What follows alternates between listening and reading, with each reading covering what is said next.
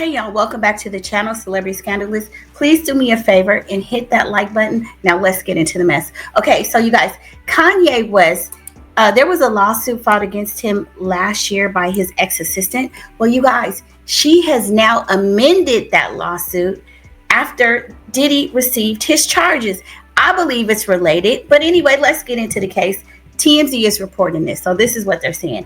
Kanye West's ex-assistant says he orally violated her and touched her private areas.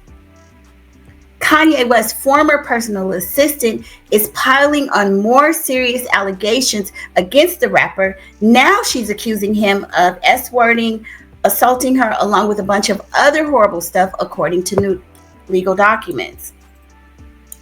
Laura Pizziotti, who originally sued Ye in 2024 after he allegedly sent her vile texts and videos before firing her, filed a second amended complaint this week, claiming Kanye did a whole truckload of bad things to her. She accuses Kanye of assault, battery, stalking, sexual battery, trafficking, false imprisonment, and more. And see, I feel like she's added like the trafficking, since Diddy has now gotten those charges in his case. Like, she's amending her case to align with some of the things that Diddy was found guilty of. I know this is a civil case, but still, she's going to probably use some of that information and, you know, use it in her case as well, because she mentions Diddy in her complaint.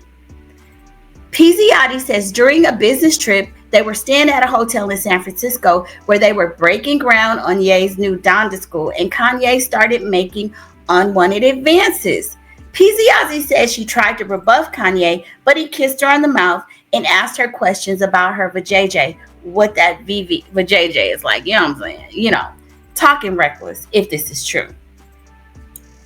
She says she again tried to fend him off, but it was to no avail, claiming things took a dark turn at a writing session for a new album in his hotel suite. So I'm going to say, ma'am, like, did you put yourself in a safe space or not? Were there other people around? You got to inject some common sense here. Come on. You know, seriously. Pizziotti says Kanye jacked and touched her vajayjay before falling asleep mid-sentence as he was talking to her.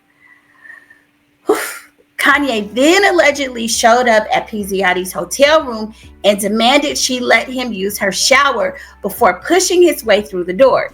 Pizziotti says Kanye shoved her onto the bed, pinned her down, and forced his Peter into her mouth. She says she begged him, she pleaded for him to stop, and froze in fear and shock. She says Ye eventually stopped, apologized, and then walked out of the room. I mean, this is crazy. Now, this Kanye tweeted this himself, and if she was a employee, this is the kind of evidence that's going to hang him. He posted, "Why did I never F Lauren Pizziotti? She smelled funny, and half of the NBA can attest to that." Like, see, those kind of things are inappropriate. That's harassment. It's a workplace issue. He was her manager. He gonna have a problem with that. And get this, Pizziotti says Ye offered her as an ex gift to someone in exchange for Ye having X with that person's significant other. She says Ye notoriously offered women as sexual gifts to men. By the way, in her first amended complaint she filed in May, Pizziotti accused Kanye of drugging her at a studio session co-hosted by Don't Stop, Won't Stop, Diddy, among other things. We reached out to Ye, so far no word back. So see, the whole Diddy reference there.